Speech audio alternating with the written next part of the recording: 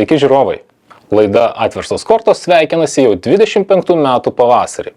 Šitiek praėjo laiko nuo mūsų paskutinės susitikimo praeitų metų rudenį. Bet nuo to laiko įvyko įvairių įvykių. Turime naują Seimą. Turime naujus rezultatus, kurie rodo praėjusios Seimo kadencijos darbų pasiekmes. 20-24 metais Lietuvos Respublikos Seimas priėmė nemažą sprendimų, kurie darė poveikį ir toliau daro ir toliau darys poveikį mums visiems, tiek valstybei, tiek verslui, tiek vartotojams.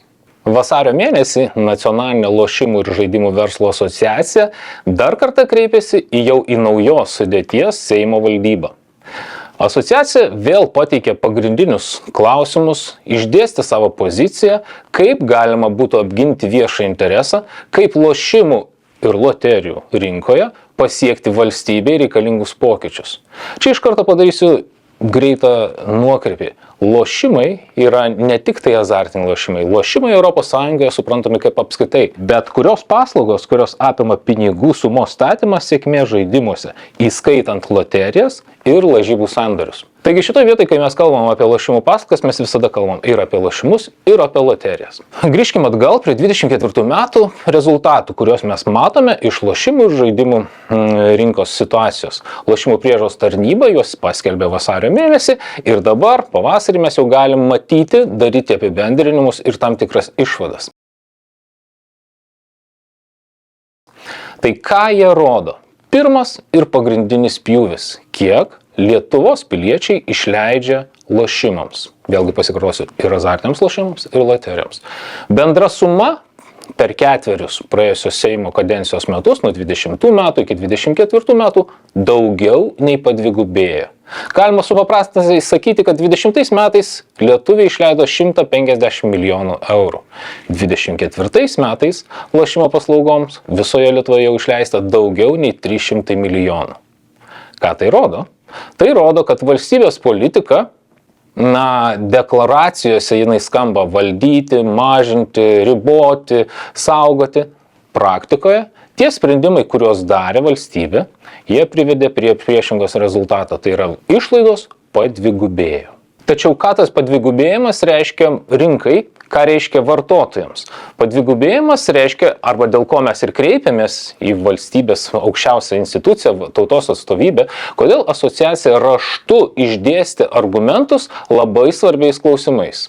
Apie tai, kad visa sistema iš esmės nebeveikia, kad sprendimai priiminėjami atsitiktinė tvarka, o ne sistemiškai, kad lošimų priežiūros tarnyba, kad finansų ministerija, įstaigos, kurios turėtų rūpintis ir plėtoti, saugoti viešą interesą, jos geriausiu atveju yra atitolusios, o realiai, kai kuriais atvejais netgi aktyviai dalyvauja, prisideda prie neteisingų tokių vienadienių atsitiktinių sprendimų priėmimo. Kaip to pakeisti, mes savo rašte esame išdėstę ganėtinai nuosekliai. Mes pateikiam du reikšmingus pakeitimus, kuriuos detaliai paaiškinam. Tačiau tuo pat metu mes rašte sakom, kad valstybė turėtų išsiaiškinti situacijos priežastis. Turėtų prasidėti parlamentinis tyrimas, kur parlamentui suteiktos galios būtų panaudotos surinkti visus reikalingus duomenis, iškviesti visus reikalingus asmenys, ištraukti jų argumentus, jų motyvus ir tos informacijos surinktos pagrindu būtų padarytos išvados, kurioje vietoj kas, kada padarė klaidas.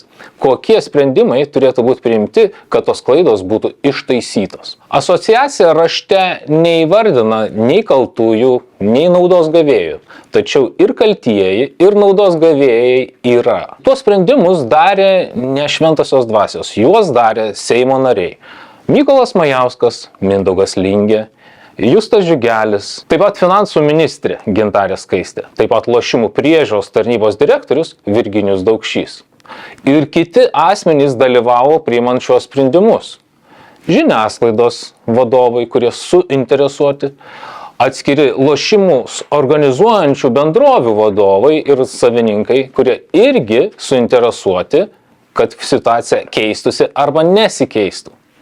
Tos išlaidos nuo 150 iki 300 milijonų eurų per metus buvo kažkam naudingos. Jos buvo išleistos vartotojų, bet naudą gavo ar lošimo organizatoriai. Pastaruoju metu, kai mes girdim Šarūno Stepukonio bylą ir nagrinėjimą, neva tai Estijoje išleista 31 milijonas eurų nuotoliniu būdu, kyla klausimas, o kas naudos gavėjas?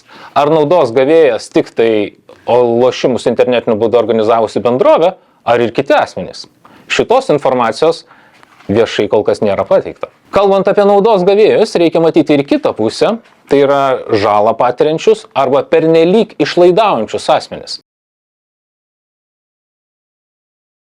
Jeigu mes nagrinėtumėm prašymų neleisti lošti statistiką, vėlgi 4 metų laikotarpyje mes matytume, kad 2020 metais Lietuvoje pateikta 5800 prašymų neleisti lošti.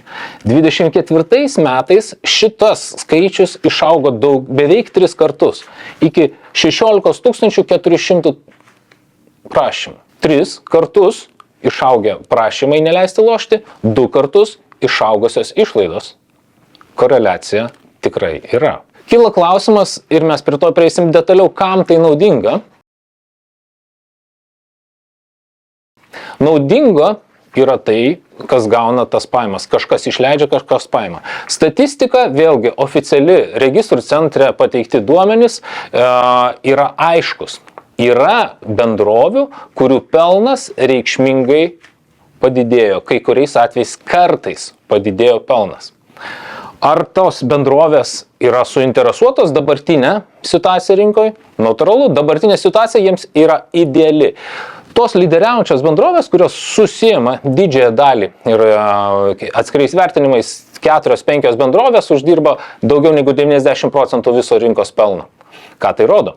Tai rodo, kad jų interesams dabartinė situacija, dabartinė ne viešajam interesui dirbanti, ne valstybės naudai dirbanti sistema yra tinkama. Ar tos bendrovės turi ryšių su sprendimų priėmėjais, kurie daro arba nedaro sprendimus, va čia ir vertas klausimas, kurį reikia panagrinėti detaliau. Bet grįžkim prie asociacijos rašto. Asociacijos rašte Seimo valdybai mes išdėstom labai aiškius akcentus. Ir tie akcentai yra išdėstyti į 4 dalis. Pirmas, valstybė turi, atlikusi parlamentinį tyrimą, valstybė turi grįžti ir atšaukinėti valstybei, viešam interesui, vartotojams nenaudingus sprendimus. Kaip tai atrodo, kokią rezultatą tai gali priimti, taip, kai kuriais atvejais tai bus nepatogu, nemalonu, turės išlaidų, turės kompensuoti kažkam taip pat ir tą žalą ir taip toliau, taip toliau. Tačiau palikti dabartinę sistemą, palikti galioti netinkamus, klaidingus, netinkamą kryptimi rinką formuojančius sprendimus būtų dar didesnė žala. Ir apie tai mes šnekam. Mes nurodom 7, 8, kai kuriais atvejais galime ir daugiau priskaičiuoti įstatymų iniciatyvas, kurias konservatorių vadovaujamas Seimas, vadovaujama koalicija, priėmė 2020-2024 metais. Antras dalykas yra dar net svarbesnis. Mes siūlom labai konkretų, labai paprastą ir aišku iš vakarų Europos pagrindinių lošimų ir azartinių rinkų, tai yra iš Jungtinės karalystės, iš Vokietijos, iš kitų valstybių paimta patirtį, kai specialusis mokestis, specialusis lošimų mokestis yra apskaičiuojamas naudojant progresinį modelį. Mes pateiksim Jungtinės karalystės pavyzdį, kai kiekvienai lošimų rūšiai yra taikomas skirtingas apmokestinimo modelis. O tose vietose, kur formuojasi viršpelnis, Lietuvos atveju viršpelnis formuojasi nuotoliniuose lošimuose ir loterijų sektoriuose. Dėl susidariusios situacijos ten kelios bendrovės tenkinasi žiauriai didelę pelno maržą. Tai šiuo atveju mes ir kalbam, savo rašte aiškinam, specialųjį mokestį šioms konkrečiai nuotolinių lošimų sektoriui ir loterijų sektoriui reikia skaičiuoti pagal progresinio modelio taisyklės. Dar kitas sritis, apie ką mes rašom Seimo valdybai, yra raginimas imtis drąsos ir grįžti prie klausimo dėl nacionalinės loterijos atkūrimo. Vieša paslaptis, kad dabartinės loterijų organizavimas Lietuvoje yra tapęs privačių reikalų. Tuo tarpu, jeigu mes pažiūrėtumėm Europos kontekstą, dominuojantis loterijų atveju klausimas yra, kad nacionalinė, tai yra pagrindinė, ta didžiausia loterija, organizuoja valstybės valdoma įmonė, įstaiga arba fondas arba asociacija, tačiau valstybė iš jo gauna pagrindinę naudą. Kitaip tariant, valstybė organizuoja, valstybė iš loterijų suima pagrindinės finansinės lėšas ir jas panaudoja pagal reikalingą paskirtį. Tuo tarpu Lietuvoje vieša paslaptis, kad loterijų organizavimas yra tapęs privačių subjektų naudos šaltiniu. Aš jau minėjau apie tai, kad kai mes matom tą betvarkę sprendimų priėmime, kompetencijos nebuvime, mums akivaizdu, kad dabartinis priežiūros institucijos modelis, tai yra po Finansų ministerija esančios lošimų priežiūros tarnybos modelis, jau atgyveno. Ir mes savo rašte raginam grįžti prie ankstesnio, tai yra nuo 2001 metų įtvirtinto valstybės lošimų priežiūros komisijos modelio, kai komisija yra kolegialus ir nepriklausomas organas. Tokių mes turim ir dabar veikiančių ryšių reguliavimo tarnybą, energetikos tarnybą, kurie veikia vėlgi analogiškų principų paskiriamų, kolegialiai veikiančių ekspertų grupė, kuri priiminėja sprendimus pagal savo kompetencijos lygį. Tuo tarpu dabar lošimų priežiūros tarnybos atveju mes turim vieną vadovaujantį direktorių, kuris iš esmės priiminėja sprendimus vienašališkai. Ar pas jį komandoje, pas jį yra pakankamai ekspertizės, priimami sprendimai mums sufleruoja, kad ta ekspertizė, kad tas suvokimas, profesinių žinių bagažas yra per menkas. Ar tai pakeistų nepriklausomą instituciją? Be abejo taip. Nes nepriklausoma institucija per savo finansavimo modelį, per savo žmonių sutelkimo galimybės, būtent galėtų veikti kaip nepriklausomas rinkos ekspertizės centras su visomis iš to išplaukiančiomis pasiekmėmis, kad rezultatą arba siekis pagrindinis, kuris vestų tokią tarnybą, būtų viešasis interesas ir jo atstovavimas valstybiniuose sprendimuose. Dabar mes to intereso kaip tokio nematom. Tai savo rašte mes ir išdėstom faktinės aplinkybės, kad valstybės politikos principų, kaip turėtų būti reguliuojama lošimų ir loterijų rinka Lietuvoje, mes kol kas neturim. Yra įdiegti, pavadinkim taip, deklaratyvūs principai, kurie su normalia praktika, su normaliomis vakarų Europos valstybėmis neturi analogų. Trūksta aiškios valstybės politikos. Ir šitą padėtų vėlgi įtvirtinti aiški ir nepriklausoma kolegialiai veikianti priežiūros institucija. Nes būtent jai būtų nustatyti gairės, jai būtų nustatyti uždaviniai, ko ji turėtų siekti.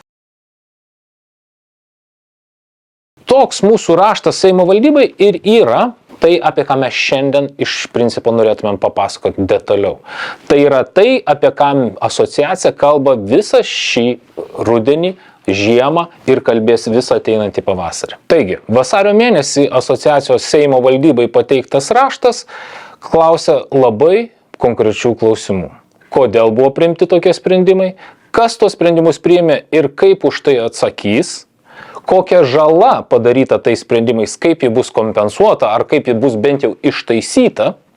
Šitos klausimus asociacija teikia ne pirmą kartą. 22 metais mes rašėm Seimo valdybai, 23 metais mes rašėm Finansų ministerijai.